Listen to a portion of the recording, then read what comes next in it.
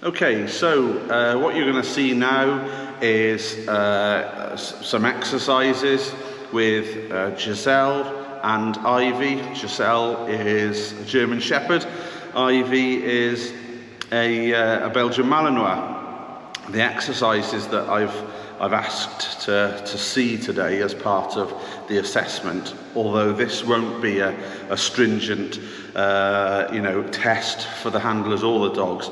Basically, first day here, 2 new dogs, haven't seen them working before, haven't seen the handlers working before, and I just wanted to do something where I could see them working. There's going to be 3 little different scenarios here. You'll probably recognise the sort of thing that they're going to do. It's like an odour ID test. And obviously I've got a list of odours that the dogs are trained to find. We're only going to be using a couple of odours today, and I just want to basically, as I say, first day here, I want to gauge what the dogs are doing or aren't doing. Likewise with the handlers, it's not the best exercise to try and gauge, how good a handler is or not. The main reason for me doing this was just a starting exercise, put some odours out, see what the dogs are doing. So one of the first exercises that you'll see, they're using some big baskets, and then in one of the baskets will be an odour ID console, and within one of them will be a target odour. It might be scat from a primate, or it might be feathers from a endangered species of bird. So the first exercise will be with baskets. Then we're going to the second exercise I've asked to see is suitcases. So because the dogs are going to be expected to search suitcases, luggage at ferry ports, airports, bus terminals. So I've asked to see the dogs searching some suitcases for this exercise also. And then the third exercise will be on the focus wall, or the odour ID wall or scent wall. Again, another odour, and I just want to see whether the dogs can find the odours, see what their indication is. I have no idea how these dogs indicate. So as I say, this isn't a test. This is just for me to gauge what the dogs and the handlers are doing. It's the first day that we've been here in Indonesia, we shall see how it goes. So here we have we have consoles here, odour consoles. We've got some baskets, another novel way of doing some testing and exercises with the baskets. Some more consoles here, some of the plastic boxes that you might be familiar with.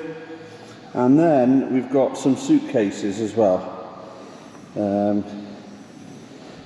On wheels, we've got some bags.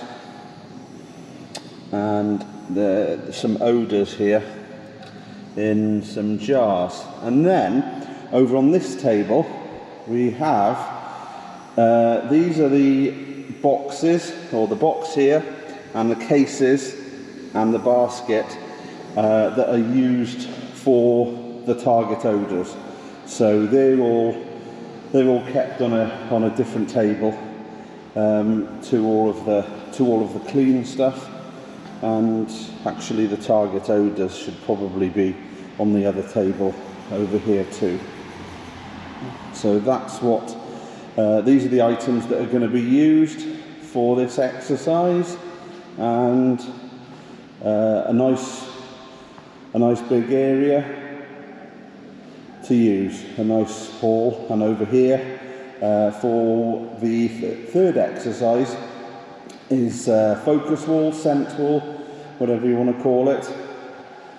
So this is one that they've made in-house, which is nice. It's hinged, and it doesn't have to be all in a straight line. They can move it, and then behind this then you can see some of the pipes used for placing the target odours in, and also distractors. One of my, not a real concern with these dogs, but potentially with other dogs, is the floor surface. It's a shiny tiled floor surface. Not ideal, but as I say, for these dogs that are going to be doing this exercise, there's no issues. No issues with them working on this floor, and yeah, we shall get into the doing some work now.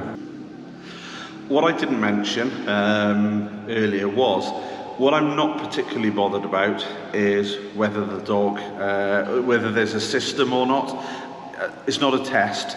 I just want to see the dogs and the handlers working. So if the dog passes a case or a basket and comes back to it, or this is not a pass or fail exercise.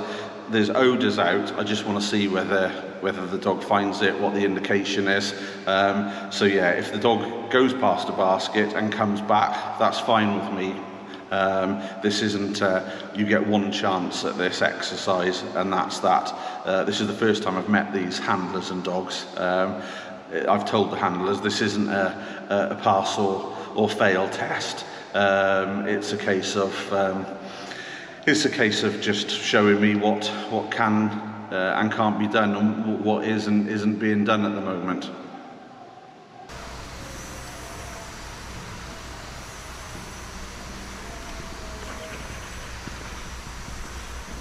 Perfect.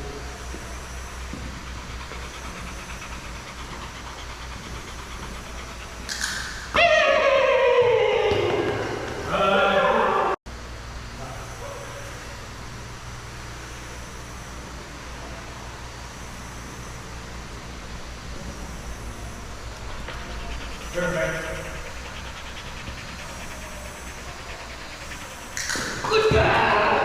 So now she was strong.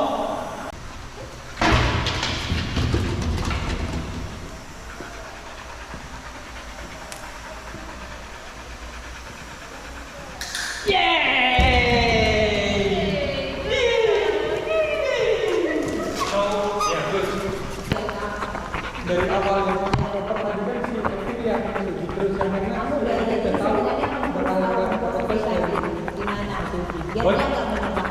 your speed at the end, in the beginning fast, at the end you cruise. Hij dan als insert stop tekst kan, ja?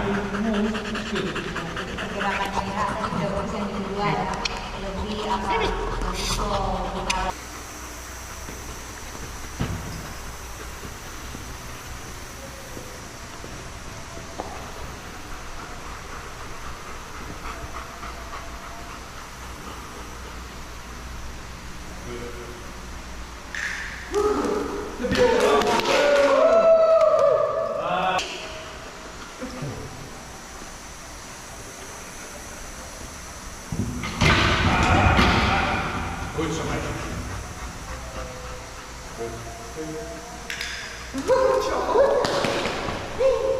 So that was Giselle and Ivy working with their handlers.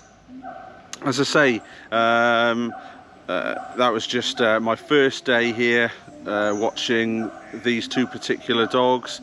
All I wanted to get from that was just a feel of what the handlers are doing, what the dogs are doing, and there was only 3 different odours used for that exercise. And again, it wasn't a test, wasn't an assessment, it was just a case of looking to see how the dogs indicated, you know, how they worked with the handler. Although it's not the best test to see, you know, to see a handler's capabilities. We'll see that in the coming days. But more than happy with what I saw there.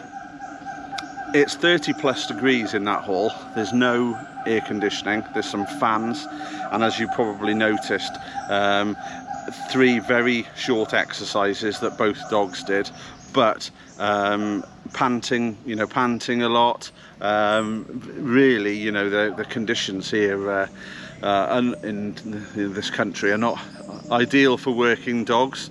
You've always got to consider the animal welfare, the welfare of the dogs. But yeah, very hot in there, and just a couple of fans working. But got to see what the dogs are doing, and the handlers, they've all gone back now. Dogs have gone back to their nice cool kennels for a drink, and I'll have a bit of a chat now, a bit of a debrief with Wesley, who has obviously trained these dogs, and the handlers, and then tomorrow we will go out and do some real training at a location, I believe, with some shipping containers.